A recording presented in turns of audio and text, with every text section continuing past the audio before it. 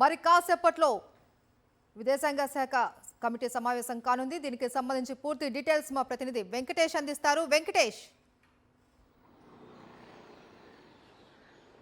కేంద్ర విదేశాంగ శాఖ మరోసారి మీడియా సమావేశాన్ని ఏర్పాటు చేసింది. 5:30కి ఈ సమావేశాన్ని నిర్వహించబోతున్నారు. గత రాత్రి జరిగినటువంటి ఆపరేషన్ కు సంబంధించినటువంటి వివరాలను వెల్లడించబోతున్నారు. అయితే రాత్రి జరిగినటువంటి ఆపరేషన్ కు సంబంధించి కొన్ని వివరాలు మనకు అందే. అందులో ప్రధానంగా నిన్న రాత్రి 4 గంటల పాటు పాకిస్తాన్ దాదాపు 500 చిన్న తరహా డ్రోన్లను ఉపయోగించింది. 24 టౌన్స్ ను టార్గెట్ చేసింది. ఇందులో మిలిటరీ టార్గెట్స్ ఉన్నాయి, అలాగే national projects, national important assets ఉన్నటువంటి ఏరియాల్లో ప్రధానంగా టార్గెట్ చేశాయి. సో వీటన్నిటిని కూడా న్యూట్రలైజ్ చేయడంలో భారత రక్షణ వ్యవస్థ విజయవంతంగా పనిచేసింది. మన దగ్గర ఉన్నటువంటి సుదర్శన చక్ర 400 అలాగే ఆకాశ్ ఎయిర్ డిఫెన్స్ సిస్టమ్ చాలా సమర్థవంతంగా పనిచేసి వీటన్నిటిని కూడా తిప్పి కొట్టడంతో పాకిస్తాన్ ప్రయత్నాలు ఏవి కూడా ఫలించలేదు. సో అయినప్పటికీ బుద్ధి మార్చుకొని పాకిస్తాన్ ఇంకా రకరకాల ఎత్తుగడలతో దుస్సాహసాలు ప్రయత్నం చేసేటువంటి ప్రయత్నం కొనసాగిస్తోంది.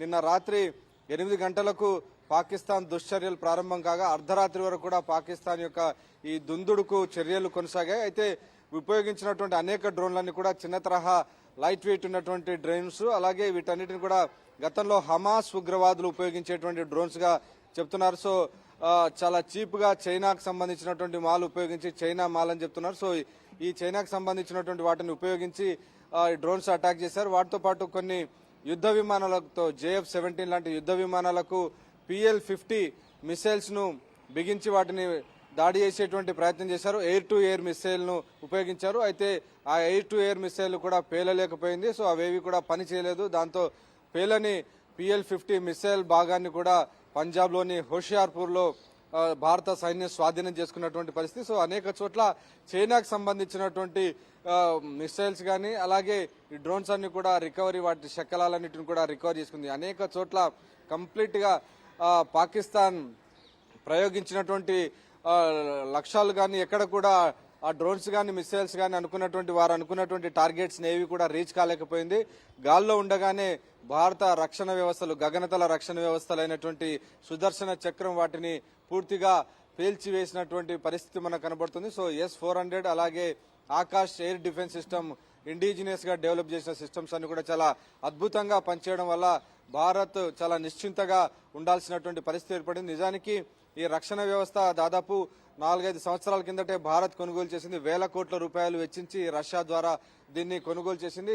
కొనుగోలు చేసే సమయంలో ఇటు చైనా గానీ ఇటు అమెరికా గానీ భారత్ కు మోకాలు అడ్డేందుకు ప్రయత్నం చేశాయి. అయినప్పటికీ ఖచ్చితంగా ఇది కావాల్సిందేనని ప్రధానమంత్రి నరేంద్ర మోడీ ఆ డిఫెన్స్ సిస్టమ్ ను కొనుగోలు చేయడం వల్ల ఈ రోజు పాకిస్తాన్ చేసినటువంటి అన్ని దుస్సాహసాలన్నిటిని కూడా చాలా సక్సెస్ఫుల్ గా నిరోధించడమే కాకుండా పాకిస్తాన్ టార్గెట్స్ ఏవి కూడా రీచ్ కానటువంటి పరిస్థితి.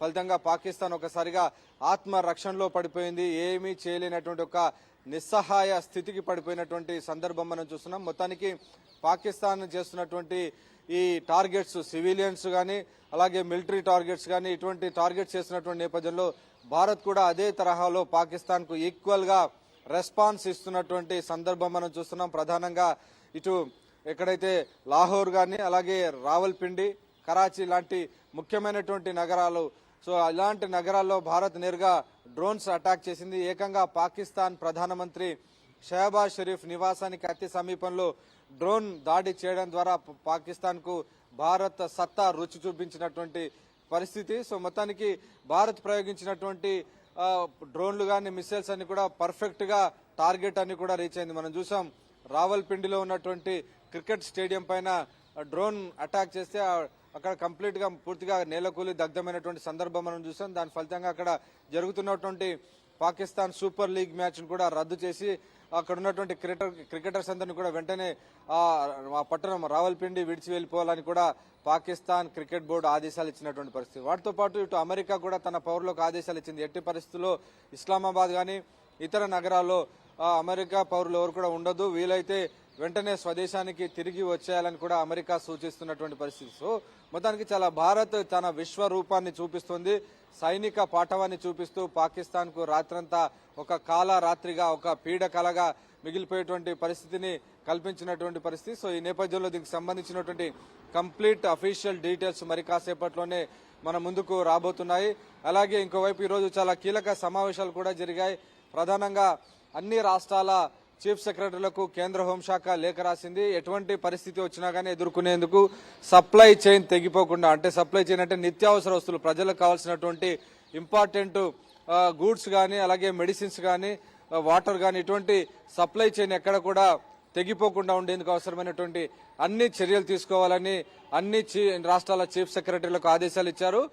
సివిల్ డిఫెన్స్ రూల్స్ ప్రకారం ఖచ్చితంగా దీన్ని పాటించాలి. సివిల్ డిఫెన్స్ రూల్స్ 1968 ప్రకారం ఎమర్జెన్సీ కింద ఏదైనా ప్రొక్యూర్మెంట్ చేసుకునేటువంటి అధికారం వస్తుంది కాబట్టి దాన్ని ఇన్వోక్ చేసి ఎమర్జెన్సీ పవర్ను ఉపయోగించి వెంటనే కావాల్సినటువంటి నిత్యావసర వస్తువులు కానీ, మెడిసిన్స్ కానీ వాటన్నిటిని కూడా ప్రొక్యూర్ చేసుకోవాలని చీఫ్ సెక్రటరీలకు ఆదేశాలు ఇచ్చినటువంటి పరిస్థితి.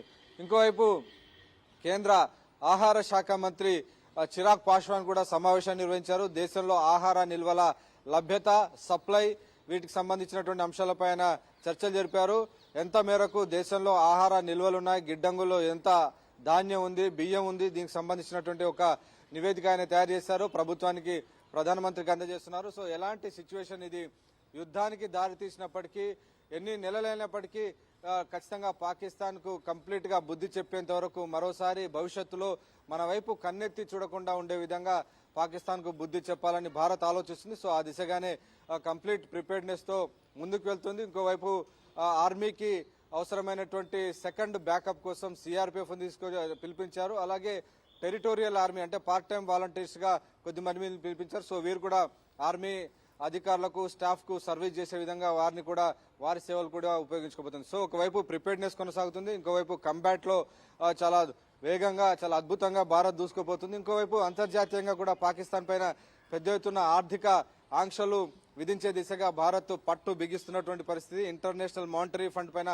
ఒత్తిడి తీసుకొచ్చి ఈ రోజు 7:30కు సమావేశం జరగబోతుంది. ఆ సమావేశంలో పాకిస్తాన్ కు ₹1 కూడా అప్పు పుట్టకుండా భారత్ ఒత్తిడి చేస్తుంది. యుద్ధం జరుగుతోంది. ఒకవైపు నిధులు గనక విడుదల చేస్తే ఖచ్చితంగా అది పాకిస్తాన్ కు ఊపిరిచ్చినట్టు అవుతుంది. సో ఆ నిధులను ఉగ్రవాదులకు ఖర్చు చేసేటువంటి అవకాశం ఉంది కాబట్టి ఆ నిధులను ఫ్రీజ్ చేయాలని భారత్ కోరుతుంది. డెఫినెట్ గా ఈ అంశాలన్నీ కూడా ఈరోజు IMF పైన ఒత్తిడి తీసుకొచ్చి పాకిస్తాన్ కు ₹1 ఈ సంకట సమయంలో, ఈ క్లిష్ట సమయంలో పాకిస్తాన్ కు ₹1 అప్పు పుట్టకుండా భారత్ తన వంతు ప్రయత్నాలు చేస్తుంది. సో ఆర్థికంగా ఈ రకమైనటువంటి దిగ్బంధనం. అలాగే దౌత్యపరంగా కూడా పాకిస్తాన్ ప్రధానమంత్రి షెహబాజ్ షరీఫ్ అమెరికా విదేశాంగ శాఖ మంత్రితో, మార్క్ రూబియోతో మాట్లాడారు, సహాయం చేయాలని కోరారు. కానీ అమెరికా నిరాకరించింది. తాము జోక్యం చేసుకోమని తెగేసి చెప్పింది.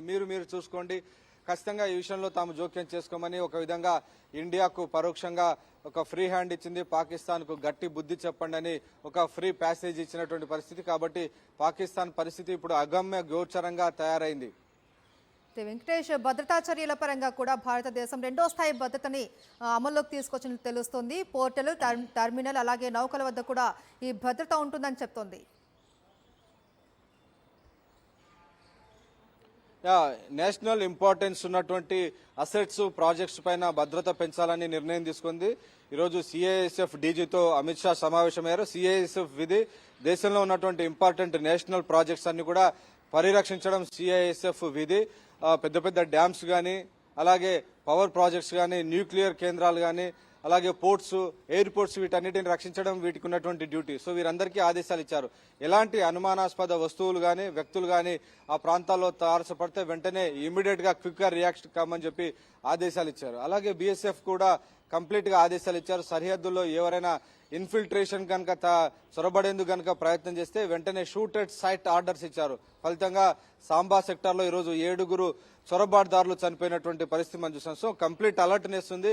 ఎక్కడ కూడా భారత్ ఎలాంటి అవకాశాన్ని కూడా జార విడుచుకోవట్లేదు. సైనికులందరూ కూడా స్పష్టమైనటువంటి ఆదేశాలు ఇచ్చారు. వారు ఒక్కటి కొడితే మనం 100 దెబ్బలు కొట్టాలనే దిశగానే భారత్ క్లియర్ గా ఆదేశాలు ఇచ్చింది. కంప్లీట్ గా సైన్యానికి ఆపరేషనల్ ఫ్రీడమ్ ఇచ్చింది. కాబట్టి ఆ దిశగా మన సైనిక బలగాలన్నీ కూడా దూసుకు వెళ్తున్నటువంటి సందర్భం మనం చూస్తున్నాం. అండ్ వరల్డ్ బ్యాంక్ కూడా తాజాగా ఒక ప్రకటన అయితే చేసింది. మేము సింధు జలాల విషయంలో కూడా జోక్యం చేసుకోలేమనేసి తేల్చేసింది.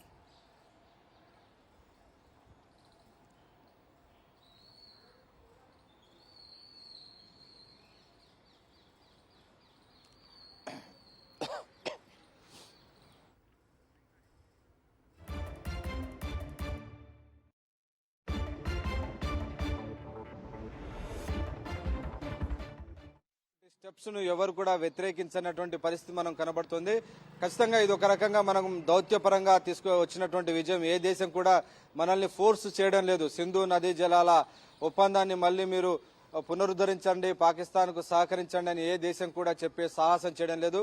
ఈ అగ్రిమెంట్ కు కారణమైనటువంటి వరల్డ్ బ్యాంక్ కూడా కేవలం తాము ఈ విషయంలో ఫెసిలిటేటర్ గా మాత్రమే, సహాయకులుగా మాత్రమే ఉంటాం తప్ప దీన్ని ఇంప్లిమెంట్ చేయించే బాధ్యత తమది కాదని వరల్డ్ బ్యాంక్ కూడా తప్పుకున్నటువంటి పరిస్థితి. క్లియర్ గా పాకిస్తాన్ కు ఎవరు కూడా సహాయం చేయడానికి ముందుకు రావడం లేదు, సహాయ నిరాకరణ చేస్తున్నారు. ప్రధాన కారణం పాకిస్తాన్ ఒక ఫెయిల్డ్ స్టేట్, ఒక విఫల దేశంగా పాకిస్తాన్ ప్రపంచ దేశాల్లో ఒక ముద్ర వేసుకుంది.